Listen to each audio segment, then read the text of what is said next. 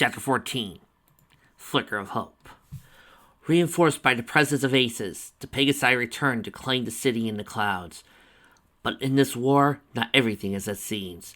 A sinister plan is enacted by the enemy. May 5th, 2019. 2700 hours. Stalingrad HQ. Gil had rounded up all the Pegasi who took part in the great battle above the city. After initially praising everybody though, he dismissed the members of the supporting squadrons to their quarters, saying they had earned a well-deserved rest.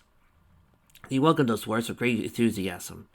Once they left, only the members of Murat's squadron, the Wonderbolts, and the 3 foreign aces remained in the briefing room. Now the 2 stallions who helped Lightning Bolt and Cloud Kicker were about to introduce themselves. Though the Green Pegasus seemed to have been more outgoing than his great friend. "The name's Shamrock," he spoke with a bright voice. "The one next to me is Talisman. We come from Emeria, and we are otherwise known as the Guardian Team, due to our signature." Shamrock showed a symbol of the blue eagle on his face. Talisman bared it too. Cloudkicker kept staring at a joyful expression. Emeria. Lightning Bolt thought for a moment. As the name sounded familiar to her, "Are you talking about the country to the far northwest of Equestria?" "Very same," Shamrock confirmed. "We've had our war a couple of years back. We know how to handle stuff like this. We have permission from our top brass to come down and assist you." However, when Firefly asked for details about the war, neither of the stallions were willing to talk about it. Talisman decided to reveal a little bit about it. "To put it shortly, we were attacked by enemy nation, and Emeria was virtually conquered. But we never gave up and carried on the fight. Eventually, we had managed to overpower the enemy, thanks to the help that our allies provided, and we really claimed the capital. We thought everything would be an end at this point, but..." He didn't say another word. Shamrock didn't seem to talk about it either. Memories of those days still lived in their mind. Spitfire remarked, "Seems like we have a couple of things in common, and we're in the same situation." "Except for the fact our capital's still intact," Firefly commented. The statement was left without much notice, as everything was now focused on the third ace, Mobius. He was still standing in the corner of the room, silent. Rainbow got closer to him. "What about you? Are you going to tell us something about yourself?" The blue stallion didn't seem to have heard her at first. He hadn't said a single word, and only looked at Rainbow Dash as if he was examining her, carefully. She felt a little insecure. "So now you're going to pretend that you're mute again? We heard you talking a while ago." "That wasn't Mobius." Another's voice spoke out, sounding exactly as the one Firefly and Rainbow heard after their battle. An unknown white Pegasus with short azure mane and bright green eyes haunted the room. Gil greeted him as he approached the azure mane. "Were they bothering you that much?" the stallion asked. Mobius shook his head and smiled brightly, while the other one took his positive sign. "I see." He then turned to the other Pegasi. "I'm sorry about the confusion from earlier. It was my voice. I was expressing my relief after Mobius stopped at Griffith. I used the pet frequency instead of a personal one, so you got to hear me too." "Who are you?" Derby wondered. While the little incident was made clear, the stranger appeared visibly out of nowhere, only bringing up more questions. Yet he was more than glad to answer them. "My name is Sky Eye. I'm Mobius's radar, in a sense. When Gale suggested he should tell the Mirage Flyers the reasons they are here, Sky Eye explained everything. As the Wonderbolt mentioned before, Mobius was regarded as the greatest flyer in the history of ponykind, even though he was born in a country outside of Equestria. In the past few years, Sky Eye, he, with the assistance of Sky Eye, managed to turn the tide of the war and brought the attacked nation back from the brink of annihilation. Civil War took place in the east, not too far from Equestria. Thanks to Mobius' heroic actions, the enemy nation was defeated, and he became a living legend. He continued his service in the military for the next year, during which the stallion single-handedly managed to eliminate any rebels that would try to break the peaceful period. Skya was there with him, monitoring his progress and informing him of possible enemy threats. They became sort of combat buddies, as the Blue-Maned Pegasus called it, and even though he never fought personally, the entire Allied command was impressed by their feats. Afterwards, both of them seemingly retired, but returned to action when they heard Equestria's attack. Mobius was watching the Mirage Squadron this whole time, with Sky Eye keeping everything under order. They were observing the struggles, and the Blue Stallion only came to help him when it was absolutely necessary. Now the legendary flyer decided to come out of the sows. When Cloudkicker asked why Mobius never talks, Sky Eye said, Instead of words, Mobius prefers to let his actions speak for himself. As you can tell, he's capable of amazing feats, much like you, Maraud's fight. The ponies were grateful for these words. Lightning Bolt used this moment to talk with Shamrock and Talisman again. Look, guys, I'm sorry for the misunderstanding back then. It's just that you appeared out of the blue and... That's right, no hard feelings. Shamrock assured her. Gil seemingly excited. While he was an expert flyer himself, the presence of 3 famous aces was certainly arousing for the Pegasi of Equestria. He announced that tomorrow morning they will carry out an important operation. It was to assist the Wonderbolts along with the Mirage and other squadrons. At the moment, the Red Pegasus suggested that the ponies should go to their quarters and get some sleep. They were getting straight for the upcoming battles. This proposition was met with positive acclaim. May 6, 2019. 1000 hours. Caroline. Royal Castle. On the next morning, every combat-ready Pegasus was ordered to relocate to Camelot, where Gil was going to brief details about the important operation. While he didn't reveal everything at first, he mentioned it may become the greatest aerial battle in Equestria history. All of Rainbow's friends had already returned to their respective units, and were ready to be sent into battles for different reasons. In the case of Pinkie Pie and Rarity, help me secure Ponyville. It seemed the time for a general counteroffensive had finally come. No sooner did the Pegasi from the Mirage Squadron made it to the capital and landed on the ground, they were greeted by some pony calling out, "Gunners!" It was a happy squeal. He noticed a familiar green Pegasus with light blue eyes dashing towards him. "Medley!" Flash exclaimed. It was indeed her. All ponies welcomed their companion's return warmly, especially Rainbow. Cloudkicker was amazed at Medley's quick recovery. "Are your wings all right? Incredible! I thought you were going to recover by the end of May." "Sakura's medicine got what's grandas," Medley replied, but suddenly became a little sigh. "Besides, I wanted to fly again alongside you again, I guess. I guess my desire to help me recover too." "If so, then you've got a great spirit, kid," Firefly said with praise. "But remember, because you've recovered just recently, I can't risk putting you in front line during combat. You'll have to remain as support for a while." "I understand, Flash," Medley saluted. "We'll be needing each other if we are to get the Cloudscale back from the enemy." Hearing those words, the other Pegasi looked at her in disbelief. Rainbow outright yelled, "What?" And they started asking Medley for further details. Gil approached him at this point. "You'll have everything you need to know in the briefing room. I'll be holding the meeting at 1100 hours, in about 40 minutes. See you then." After saying it, he left the battlefield Pegasi. So they actually going to send to recover their home in the clouds? After the initial shock, everybody started cheering. Wonderbolt saw this too. "At least they know what's coming to them," Spitfire commented. "Once we get there, things are going to get roughed." "Things are going to be fine, Spitfire," Soren adjusted her. Their team is full again, so they shouldn't have much problems." Firebolt was more curious about the 3 foreign aces, and indeed would actually take part in the upcoming operation, but also expressed her relief upon seeing Mirage Flight reunited, acknowledging the fact that they may be the best team in the whole Equestria. While they waited for the briefing, all 3 decided to show Camelot to Talisman and Shamrock. Mobius and Guy tagged along, with White Stallion expressing hopes of meeting the Royal Sisters themselves. Spitfire remarked that while getting such an honor, it's quite difficult. There is a chance for a successful recapture of Cloudsdale. 1100 hours. Caroline Castle, briefing room. "I'm glad to see you all together again," Gale expressed as the Mirage Squadron entered the briefing room, just in time for the explanation to begin. Most of the ponies who took part in defending Stalingrad were already there. 5 minutes later, the Wonderbolts and foreign aces arrived as well. "Every pony in here? Good. Let's start the briefing then." Gale turned on the set of monitors and the view of Cloudsdale appeared before the pony's eyes. However, upon closer inspection, Lightning Bolt noticed there was something unusual about it. "Hey, I don't remember those things being placed there." She pointed to metallic-looking towers with barrels coming out of them. Spitfire and Wingmates knew those constructions. They still remembered them for the first few days of the war. "So, they actually went and did it. Those feathered chumps have mounted anti-air turrets all over Cloudsdale. Now it seems pretty much a Griffin fortress." "Unbelievable," Sunburst commented. Gale walking back and forth, telling the details of the mission. "Yes, this is our grim reality. These anti-air turrets are going to cause a lot of trouble in retaking the city, unless you destroy the majority of them. Reports indicate they were reinforced with a more durable steel alloy, so they are stronger than those present at the Burning Talon. It's likely that many Griffin units are stationed around the city as well, considering our last successful battle. In order for this mission to end well and make Cloudsdale ours again, we'll need all available Pegasus forces, which is why I brought you here. I know some of you still have scars from after Stalingrad. The Red Pegasus looked at Blueberry, leader of Clover Squadron, which was wiped out completely, and she was its sole survivor. But we can't give up hope. Due to the circumstances, our role lies only in recapturing Cloudsdale. The ground units below will attempt to secure the area around Ponyville. Now, let's go over the details.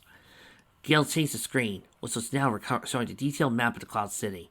All the ponies in the rear looked carefully to understand their role in this battle. This operation will be divided into 3 phases. Phase 1 consists of Mirage Squadron infiltrating airspace around the city and attempt to destroying as much anti-air turrets as possible. You'll have to take them all down. I think 70% of them will be enough for the rest of the forces to get to Cloudsdale. I guess we can safely assume there will be several Griffin sources trying to intercept us, Rainbow Dash 9. No doubt. As soon as they find themselves on the losing end, they'll most likely call for reinforcements. This is when Phase 2 will begin, when anti-air turrets will be destroyed by you and squadron leaders aiding you. Gale pointed to Sunburst, Blueberry, Quick Chaser, Thunderflicker, Tornado Swirl, and Overdrive, who instantly took a standing position. Blueberry, really? Again, I'm reading a serious war fic here, people. I really am. The rest of the Pegasi will come and help you fight against the Griffins. They keep persisting. They will go to Phase 3 and use the support of the Wonderbolts and our ace friends. Well, if you don't do that enough, we won't actually have to fight, said Margax Firefly. Well, at least we'll get the best seats to watch the show unfold. Talisman Mobius glared at him for a short time. The Green Stallion excused himself for the last remark, knowing he just wanted to lighten the mood. He saw that not every pony was willing to take part in the next great battle. Some of them were already tired of this seemingly pointless war. It didn't seem to pay off for either side.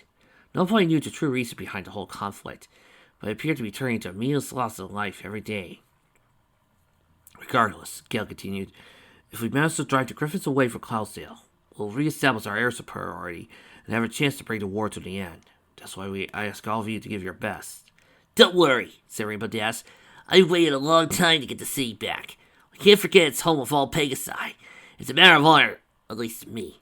I'm gonna fight until the city is free of those feathered freaks. I'm with you, Rainbow, Firefly added. You can count on us all to help you. Once Gale ended the briefing, he turned his attention to Sky Eye. Since I know you prefer to sit in the control room rather than fight, I'll share my place with you, so I'll be in contact with Mobius during any battle, starting with the next one. I appreciate it. I hope we'll cooperate well, said Sky Eye. The Red Pegasus then motioned to the other Wonderbolts and the Aces to come with him and discuss further details. Rainbow Dash and her friends used this opportunity to get a better knowing of the ponies who led other squadrons. Tornado Swirl and Overdrive helped them in it. Sunburst, an orange male Pegasus who led the Phoenix Squadron, was a headstrong and brave warrior, willing to give his life to protect Equestria. The Demir earned both respect among his sweetmates and other Pegasi alike. In their eyes, he was an example of a fine soldier. Additionally, his family had strong patriotic traditions. Blueberry was almost a complete opposite of Sunburst. She was a magenta-colored female flyer with beautiful jade eyes and wore 2 green rings on her right leg, clearly not a pony suited for war. Blueberry specialized in espionage and covert tactics, but her team was forced to improvise during the previous battle. Every fighter from the Clover team, except for her, died, and she felt guilty being unable to protect them, something that made Rainbow Dash relate to her. Fluttershy sympathized with Blueberry, promising to watch her back. They managed to become good friends already. Thunderflicker and Quick Chaser led the Lancer and Sleeper squadrons respectively. The 2 Pegasi were male. The Chaser was slightly younger and had a cyan-colored body with a mane in 2 colors, yellow and a red stripe in the middle. Thunderflicker was a tall flyer, bearing a bright amber coat and yellowish citrine mane. Citrine mane. Both favored speed over everything else. Debris was curious about Chrome Plate and the Stingray flight, as well as Dragon Team not being present here. Overdrive explained their absence. Stingray Squadron got relocated to Huffington, and Dragon Squadron was moved to Tringham.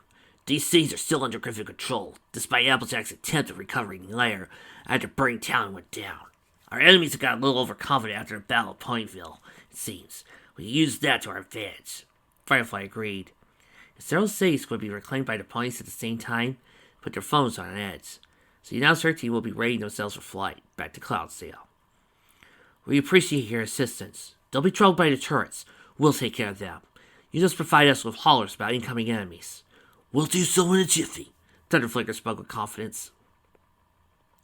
Then let's get ready. If all goes well, the city should be recaptured before sundown. Put your mind to what you could do, the Pink Pegasus explained. The leaders left the room moments after they rounded up their squadrons for the flight. Blueberry stayed behind.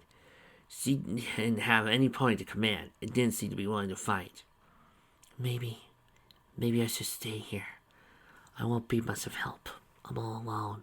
No, you're not, Clucker said. Each of the Pegasi here is a friend of yours. We're going to help you, and we ain't leaving you behind. That's right. No pony's ever alone, Lightning Bolt spoke. You should keep fighting, and do it for those of you who aid you at Stalingrad. You can do it, Blueberry, Flare said. I believe in you. We all do. Blade up, the Pegasus vowed to fight in the name of the whole Clover Squadron, do her best to help wing ponies recapture Cloudsdale. She followed the other layers while Mirage Squadron was getting prepped to itself for the upcoming battle. 13,4500 hours. Cloudsdale airspace. The sun reached its peak. All Pegasi were approaching from the fortified city. They were ready and in position to begin their operation. Gale contacted him from his control room. Alright, let's go over it one more time. First things first, the turrets. Mirage, consider them toasted, Rainbow said smugly. This is operation, as you will be, cooperating with other teams. You should refer to yourselves using numbers, from 1 to 7. You're still allowed to use your call signs, though. Once you've made a hole in the defenses, the other Pegasi from the attacker teams will join you battling the Griffins.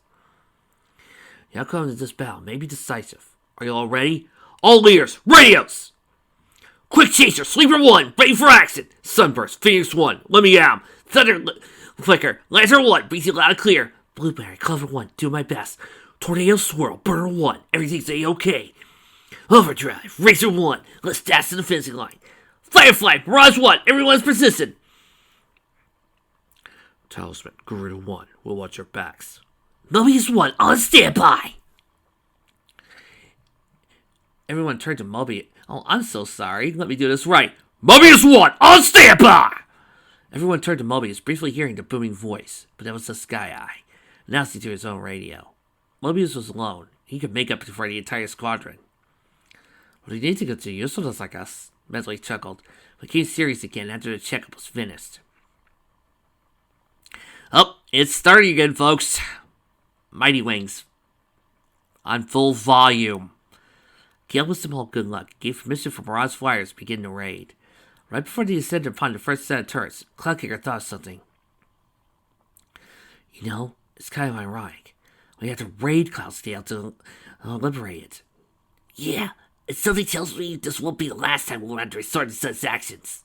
Lady Ball added, but now, let's focus on what's ahead. Right out! Thunder? What's with that yell all of a sudden? Firefly asked, confused. I thought we needed some sort of battle cry, you know, bizarre spirits. Was it bad? White Pegasus asked. No, but we're flying, not running. Lightning sighed a little, leaning a giggle later. Rainbow Dash decided to play along. I got bear one! Go for broke!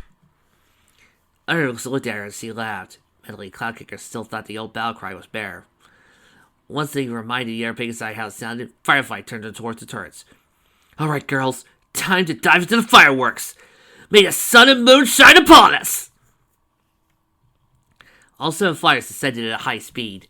The turrets plucked their singles up and opened fire. Leading Pegasi were providing distraction and allowed the heroines to destroy a few turrets, without even alerting the sentries. Soon enough, all Griffins who were stationed at Cloudsdale knew of the ponies fighting their defenses. Night Raven was overseeing the process of assembling forces and ordered Swingmates to fight the Pegasi off as quickly as possible. The remaining flyers were awaiting their leaders, and Rod's squadron to open a way into the city. Within the first 10 minutes of battle, they managed to destroy 40% of the line defenses. By the second line, their communicators were nearly useless due to a jamming device placed in between the turrets. White Sunburst drew their fire. Lightning Bolt took the device out with a swift kick. The Griffin soldiers joined the fray as well and had their sights set on the ponies, hoping the turrets would keep them distracted. They could quickly be picked off. But once Quick Chaser noticed the bandits were approaching, he immediately reached out to Firefly's team. Sleeper 1 to Mirage 1. Radar shows about 6 contacts heading in direction. Griffiths incoming. Can you handle it while we take out the remaining turrets? Roger that, Mirage 1. Moving into intercept. All flyers, follow my lead. On it, Flash. Roger, we're on this. Let's do this. Medley, Rainbow Dash, a Cloud Kicker, turned around, took off in 3 different directions, trying to flank the enemies. Derpy, Fluttershy, and Lightning Bolt followed soon after. Their slid discs filed for dodging the firepower and the soldiers' attacks. When the third one had been knocked out of the sky by Fluttershy and Derpy's combined efforts, Night Raven ran into Zekros. Northwind 2 to Northwind 1. Enemy is here. Attend to requesting additional support. Be right there. Zekros' calm voice answered. You're fighting against the Mirage Squadron, are you not? It would seem. Get here with my soldiers you can ally. Northwind out. Gale contacted the opponents again, reminding them about the headquarters being defended by another Griffith team. They still had to defeat the initial group of bandits before they could proceed. Sunburst managed to overpower one of the soldiers, sending him plunging down to one of the turrets. Several bullets pierced his body before he crashed into it. The Earth's flyer noticed that the base of the turret was especially vulnerable, and suggested performing a direct attacks there. Take it suffice, the Pegasi destroyed 60% of the turrets while remaining mostly unharmed. Soon, Quick Chaser reported about a flight of Griffiths approaching from the north. There were about 20 of them. Thunderflaker called in for the rest of the Lancer Squadron to join in flight and aid the Mirage Squadron. It soon became apparent that the new arrived forces were more recruits who received harsh training, as they turned out to be especially brutal. Lancer 4 got cornered by one of the Griffiths. He grabbed the pony by the throat and smashed him to a nearby column, breaking the neck. Another soldier targeted Blueberry, seeing her flying alone. While seeing managed to avoid most of his attacks, he mercilessly drove his claws into her back, causing an injury. She throws in terror, seeing another upcoming attack. Forget it, bub! Overdrive charged into Griffith. It wasn't for her interference. Blueberry could have been dead. One powerful headbutt managed to shake him off and save the Pegasi. You okay, Blueberry? Overdrive asked. Yes, I'll be fine. You better stay with me at C-Spot. Come on! Sunburst called upon his own team to join the battle and destroy the remaining turrets in the area. Despite the reinforcements, the Griffiths still hadn't established their superiority. Night Raven also flew out to meet his opponents, fighting against Thunderflicker. He summoned another team of 7 Griffiths. Things were turning in favor of the Grand Heavy Eagle troops, as they were on the advantage in terms of numbers. Some of the ponies were wounded from the Griffin ruffians. Among them, several female Griffiths too, being just as ruthless as their comrades. Super 3 had been assaulted by 2 of these. They incapacitated him, inflicted mortal wounds on it with their sharp claws. Seeing the battle being even, Night Raven decided to call out the last reserves. He saw Zekros arriving with the promised forces. Now is the time to rid the squadron of those pathetic equines. Go, Squadron! Finish them off! Understood. 13 Griffiths, with Echo leading them, appeared within Cloudsail airspace a minute later. The ponies were slowly being overwhelmed. Gale seemed to have noted. I guess it's time to stop playing around, Sky Eye. I agree. Both Pegasi braided the weather bolts of the 3 aces, who were waiting outside of the city gates, and standby. Just as they flew into it, they instantly gazed at its beautiful architecture. Aside from the minor wanton destruction and a few main turrets, not much was changed since Firebolt remarked. Noticing the enemies and surrounding opponents before them, the 6 flyers joined the fray, Spitfire defying her wingmates. Sword, you go help Racer and Burner teams. Firebolt, go support Sunburst and Thunderflicker. Water team, can you manage the attack force? You just wait and see, Shamrock exclaimed. Let's go, Girl 1. Mobius 1, you are free to the glades. Sky Eye's voice boomed again. Blue Stallion noticed it, flew straight into the pack of Griffiths before him. Thanks to the support, the tables had turned in favor of the ponies. About 41 Griffiths faced against 28 Pegasi, but the difference in experience was clearly visible. Whenever Talisman, Shamrock, or Mobius picked up an enemy and targeted it, he wouldn't leave its rear until the end until they caught up to it and brought it down. Spitfire held Rainbow Dash in defeating a team of ruffians. The other Pegasi teams were slowly getting the upper hand. In the midst of battle, Echo broke away from his squad and went on to meet Mobius directly. Their sights met, so they seemed to have forgotten about every other warrior. So we meet again, Heavenly Reborn. Payback time for the humiliation of Burning Talon. Let's make this a good one. You still can't forgive Mobius for defeating your squadron in Earthia? Sky Eye's voice sounded clearly to him. The Griffin knew he was Mobius' assistant. This is a matter of pride. A bony who sits behind monitors like you all the time would not understand. I'm not here to judge, but I know you're not truly evil. Maybe you could tell us the true reason behind this war? Is it really about conquering Equestria? What do you even care? Echo asked. You should worry about your companion, because I have no intention of holding back. He's a worthy opponent, all right, but no one is invincible. I'll find a way to take you down, Mobius. There was no point for further conversation. They engaged in a duel. Zeracos, in the meantime, took on Firefly for the first time since the battle over Hovington. Both of them knew what to expect, so the fight was even for a while. But the utility and determination of the ponies to recapture the home city proved to be a deciding factor.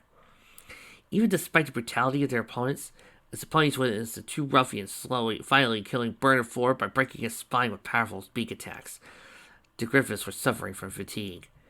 Night Raven was unable to comprehend how their foes were able to ward off an attack force roughly twice the size of theirs. Zeracos was about to successfully retreat, when 3 more Griffins joined the battle. It was Edge, along with Slip and Jet. The fierce assault forced Guara and Phoenix teams to focus on them. Thanks to the incredible synergy between Towson and Sandbrock, as well as their quickness, the reinforcements were in much of a trouble. Both stallions appeared as they were one, zipping across the skies and aiding whichever pony was needing their help. Mobius was still busy fighting Echo. Maraud's squadron managed to overpower the Griffins by working together. Derpy and Medley managed to pull out an interesting tactic. When a green Pegasus grabbed a broken piece of the turret and threw it to a soldier, allowed Derpy to fly behind her and dive attack him, sending him to Medley, at which point she delivered an uppercut to the beak, knocking the Griffins down. Same time, Cloudkicker forced Slip to heal her, which gave her enough time for Lightning Bolt to aim and stomp on a fluffy cloud to generate a bolt of electricity, which sapped the rookie soldier. To his dismay, it happened several times. Frustrated and exhausted, he decided to ditch everything behind and leave, seeing no point to this battle. Fortunately for Slip, Night Raven saw through his intent. He appeared before Slip in a blink of an eye and slashed him violently across the chest. Where are you? Slip was utterly shocked at Raven's behavior. I don't believe it. You're such a basket case. A disgrace to the kingdom of your own unit. You wanted to deserve forsake your comrades, is that it? Don't worry. He got closer to Slip and stabbed his chest with his claws before grabbing the rookie's head. I will put you out of your misery. No, wait, I changed my mind. I was wrong. I shouldn't do it. Please, no, you wouldn't.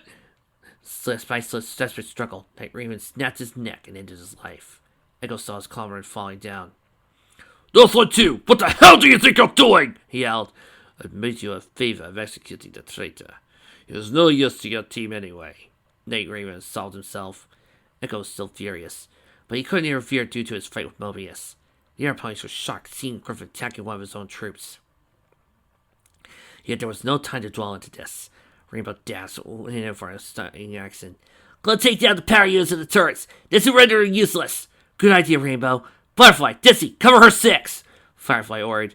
With Firefly and Derpy drawing the turret's attention, Rainbow easily flew past their fire and proceeded to chop and kick a medium-sized object that was connected with most turrets in the area. Hearing about the power units, Talisman asked Samurai for cover as went to destroy the second one, located on the opposite of Cloudsdale. Thanks to good timing, soon after Rainbow destroyed the first unit, the Green Pegasus was done with the other one. The anti-air turret ceased fire. As witnessed the pony's actions firsthand and could not believe his eyes. These ponies aren't normal. It's as if they have unlimited energy. Zekros' voice sounded from his headphones. I think you should leave, Edge. Report everything to Blackstar and Red Cycle and Griffiths. We'll be leaving soon as well. This battle is lost. You're joking, right? We can't give them any more ground. Their offense has to be 21. You're in no position to argue with me. As a talent squadron's annihilation, my team is leading one. Just do as I say, Zekros pleaded. But, Blink Edge! Resigned, the Griffith, wearing the red vest, compiled with the order he received. Soon the battle was drawing to a close. Griffiths were retreating, while the Pegasus regrouped to check on any wounded, as well as the area for possible reinforcements. Not another enemy soldier appeared, however. It was over. Cloudsdale had been retaken by the ponies. Their victory was well deserved and earned. 60, 10, $100. Clydesdale. Cheering over their success, the brave fighters were congratulating each other. Cloudkicker commented that the battle was indeed great, even though less forces were engaged compared to the first class at Clydesdale. No less than 10 Pegasi fell during the battle, though. Spitfire was already redirected to supporting teams back to Caroline to spread the news and round up all other Pegasi so the reassembling and reestablishing of the Pegasi air superiority region could commence. There were still several turrets remaining throughout the city, but they were all disabled, since the power units had been destroyed. Rainbow Dash volunteered to take out the remaining ones, and to her surprise, Spitfire proposed to help her.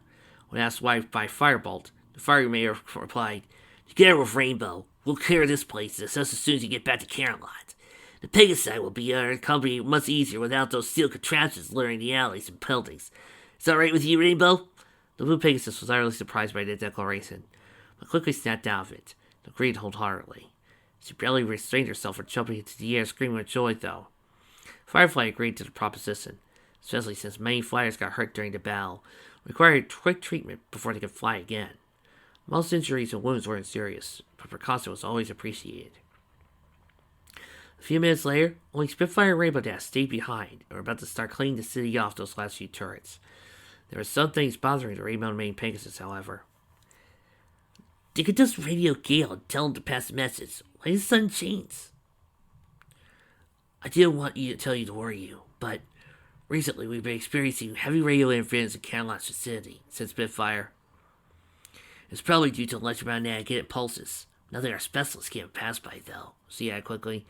"That's why we should finish cleaning this place up and rejoin the others later on. Is there anything else on your mind?" "Yeah," Rainbow confirmed. "I saw that Griffin, Night Raven. He attacked and killed Slip when he was leaving. Jeez." "I know what you're trying to say. Shocking, huh?" Spitfire guessed. "That too. I know this is war and all, but still, getting attacked by your allies? That's crazy." "You know, Rainbow, this is Griffin's mentality. It's totally different from ours. In case we happen to have a traitor, it would just be captured or court-martialed. But these guys prefer to carry out executions immediately, and all the paperwork and technical stuff." While Species tried to sound cool, these kind of behaviors are clearly disturbing to her. Plus, she knew that their enemies will return. Using this opportunity, she said to Rainbow, "Also, another reason I wanted you to tag along." Rainbow looked at her. Spitfire got closer and in serious tone asked, "What's the real reason you want to join the Wonderbolts?" Quentin left Rainbow baffled briefly. She managed to regain her composure and explained how much she idolized the stun aces. While Spitfire understood her dreams, she openly stated that despite Rainbow's great flying skills and courage, her discipline was still in question. It was true Dash was the kind of pony who preferred to do things her way, and only followed orders when necessary. This was one of the reasons that Firefly's leadership of the squadron was a matter of friendly authority, as he put it. Spitfire didn't want to drag this subject for too long. "If you're serious about joining the Wonderbolts, just get less bubbly, more disciplined. Once you do that, we can talk about it again." She said, "Okay, I get the message." The disappointment in Rainbow's voice was almost visible. But Spitfire patted her on the back and smiled. "Don't get me wrong, Rainbow Dash. You're a great ally and companion. But our team has certain rules that we all follow. You want to become one of us after the war, you'll have to follow them too." The topic was dropped, and to ease the situation and give a chance to compete, the Pegasi wanted to see who would be willing to knock down more tournaments. They remained linked to radio and proceeded with cleaning out the city, displaying the last remaining Griffin weapons. Meanwhile, Griffin Palace Hall. Ed's managed to reach the Griffin capital of A's. It was just finished his report to Red Cyclone. Needless to say, he wasn't pleased. "And that covers our situation, sir. Went over our heads. Enough, fool. I can't believe you lost to those pitiful equines again," the aggressive Griffin roared. "How's that even possible?" Another figure emerged from the shadow. It was Black Star, clearly in a calm mood, despite hearing about the failure. "Once again, your strategy backfired on you. Edge is not the one to blame. You are. Will you understand that our enemies are stronger than they seem?" he asked. "Never mind about that now," Red Cyclone argued. "General Silverbeak will be holding a special meeting with our soldiers outside the palace soon, correct?" He turned to Black Star. "Yes, the meeting will take place in about 30 minutes. Good. I still have time to speak with him then." While Blackstar was curious, Red Cyclone dismissed his worries, stating that he had plans, without saying another word. Ez was just observing the whole conversation, not sure what it was about. When he was taken off guard, Blackstar looked at him and said, "You should go after him." When asked why, the Dark Griffin confessed that his partner was becoming suspicious lately, not willing to share his thoughts or plans. Convinced that the Red Cyclone was preparing something big, not necessarily beneficial, Blackstar managed to persuade Ez to go in after him in secret to the throne room. Once he reached the door, he overheard the conversation. "I see. So Claudia was taken over. My apologies, General. Our troops were doing our best. Yes, no doubt." General Silverbeak started walking back and forth, thinking aloud. "Maybe it's better this way. This war's been going on for too long. Our resources are nearly depleted. The morale of our men are getting lower with every day. This threat is no longer paying off for us. That's why." Red Cyclone looked at the general with squinted eyes. The leader spoke of his plans to go to Canterlot and speak with Princess Celestia and Luna to start peace talks. He called all soldiers before the palace to a meeting, but in truth, he was going to announce to them to cease the fighting. The Crimson Griffin was clearly angry. "Sir, are you thinking about surrendering to those wimps? It's time to face facts, Red Cyclone. We have underestimated our foes, and now we're paying the price. But as the commander and leader of the Griffin army, I shall see to it that not another Griffin will fall in battle. We've already lost many great aces. With Talon and Squadron at the lead, I'm slowly running out of concepts to continue." General Silverbeak sounded tired. Perhaps he was not ready to fight against the ponies in the first place, and thought to himself as he peeked from behind the door. However, Red Cyclone was not about to throw in the towel. "Please reconsider it, General. I have a plan that's sure to bring us victory. And this plan is more efficient than peace talks with the princesses do tell." Silverbeak agreed, though reluctantly. "It's actually quite simple. My plan has already been put into motion. To be honest, ever since we convinced the ruffians to join us, we've gained sufficient fighting force. With them, we'll give the ponies a taste of true fear." His red eyes gave out a spark. Undoubtedly, a stroke of genius. "What do you have in mind?" General Silverbeak wondered. Red Cyclone explained. His plan was simple indeed, but also exceptionally cruel. "We will send all our remaining forces directly into Canterlot. The majority of the Pegasi are still stationed there, and they are recovering their wounds from being sustained in the last two battles. We use this opportunity to raise the capital. While that will be happening, our forces stationed in other equestrian outposts will slowly overwhelm those ponies, bringing about a complete victory. Our enemies will be reduced to mere slaves that will have to work for their labor and await a certain demise, be it from exhaustion or judgment. This is the ultimate solution. Once we are done with them, we will begin our expansion all over the world." You know, I just thought, folks, never saw those people, this fic to the people who love fall of Equestria. They would lose their minds and just start going, "No, if this was the Caribou, they would not." And you had to watch them cry like a bitch. Both the general and Edge couldn't believe what they heard. Not even the most addled mind could have come up with such an audacious idea. The leader outwardly stated that such concepts were unacceptable. "I cannot allow any more pointless violence, Red Cyclone. I do not approve of this plan. I am going to remain committed to my initial concept and speak with the royal sisters about peace talks. You are dismissed." "I see," Red Cyclone growled. Silverbeak, maybe you should, I don't know, have the door open, be close to the door, be far away. Actually, how about you just tell him, "I'll consider it," walk about 40 miles, then say you are dismissed. Because I think this is the type of guy who's going to pull a Garen and kill you slowly. I guess this means I let the dealers off, sir." In a surprising move, he pounced at General Silverbeak. Not so surprising. I mean, I may have read this fic before, but come on, people. If you've seen a story like this, you knew where this was going. Pounced at several Silverbeak, tackling to the ground and holding him by his throat. The Griffith's eyes flared with murderous intent. What are you doing? Sorry, General. You have failed to carry out your duty. It disappointed me greatly. I will take it from here. The other Griffiths will never follow you. Chris Silverbeak covered up, realizing the treachery. But they will. Those ignorant fools will follow whatever order I issue, as they always did. Remember the plan to kidnap little Bonis? I was orchestrating it in secret. Fear not. I'll think a convincing cover story about your absence.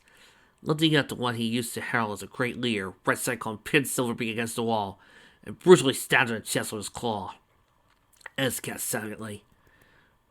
You were longing for retirement, sir. I'm happy to give you one. Traitorous dog! Gerald Silverbeak collapsed on the floor, breathless. Witnessing the assassination, Eds fled away from the throne room to find Blackstar and tell him what happened. Unaware of it, Red Cyclone took the general's symbol of power and said to himself, Now, this would be interesting.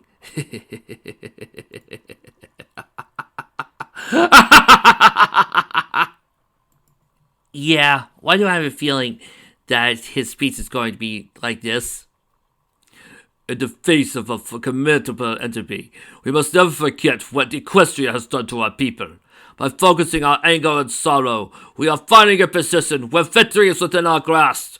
On this occasion, our nation will flourish. Victory is the greatest tribute we can pay to those who sacrifice their lives for us. Rise! Rise and take our sorrow and turn into anger. See our Griffith's thirst for the strength of his people. Seek Griffon! Seek Griffon! You've been waiting all thick to bring that up. Hey, it's one of my favorite speeches. 17,300 hours. Cloudsteel, en route to Catalot. Rainbow Dash just performed a flying kick on their turret, bending it slightly. She followed with a few more direct blows that were strong enough for the contraption to be knocked down. Who Pegasus waves in relief. Think that's the last of them, she said to herself. Spitfire approached her. Nice work, Rainbow Dash. Guess we're done here. I'll go call Gillen. Before she reached out a communicator, it gave a signal on its own. The red Pegasus was calling her, and as soon as she picked it up, her face froze with shock. She heard sounds of battle. Subpony was screaming. Gail's voice was also urgent. Rainbow couldn't hear what he said and asked Spitfire what was happening. The male's voice sounded agitated at first. Caroline! Caroline is under attack! Say what? Rainbow said in disbelief. The Griffiths launched a full-scale attack! Let's get there! On the double! This news came out as truly horrible and unexpected turn of events. The two Pegasi turned in the direction of the capital and started flapping their wings as fast as they could.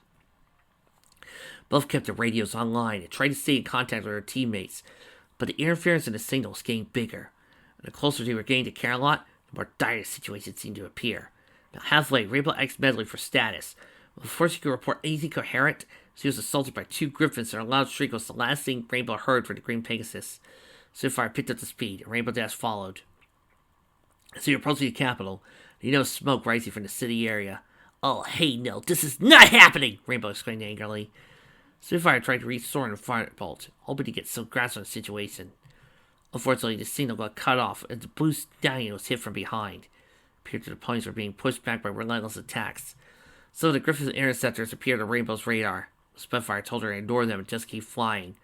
They passed by the mad flying Pegasi, as if completely disregarding their presence.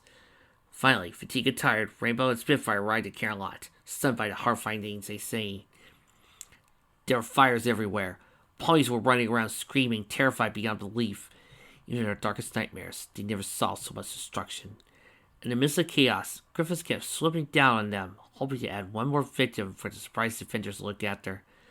Hovering in midair and looking around, Spitfire mumbled, "We're too late." Rainbow became worried about her friends. She tried to contact them. The radio refused to work. Stag was the only thing that she was answering. Rainbow's pleas were getting increasingly desperate with every name. She couldn't reach neither her friends or the squadron, nor those who bared the elements of harmony. Fearing the worst, Dash attempted to contact Fluttershy as last resort. Come on, Fluttershy. Fluttershy, respond. Respond for Celestia's sake. Some pony, any pony, please respond! There was no response. Rainbow's eyes struck in sheer despair. Her sight appeared to be fixed on an undisclosed location when the blue Pegasus kept flapping her wings, unable to move. Tears started streaming down her cheeks as Rainbow clasped her host against each other, who was straight ahead of Griffith's shoulders, yelling angrily. She ignored all calls for Spitfire. Griffith, before her Night Raven, ordered his troops to kill Rainbow. They began a brutal assault. In Spitfire's attempt to protect the blue Pegasus, she was injured severely from their claws, and the Griffith from Northwind Squadron delivered a final blow to Dass's back, sending her plummeting down toward the hard ground. She was slowly losing strength but was unable to flap her wings fast enough to lessen the impact. With a loud thud, Rainbow crashed to the ground. Spitfire watched helplessly, trying to fend off the ruffians that had just attacked her. Last thing Rainbow heard was some point calling her name out loudly. Then vision blurred before her. Raising her hoof out as if to call out the pony shouting Dass's name, her head slumped on her right arm. Her eyes closed. She lost consciousness.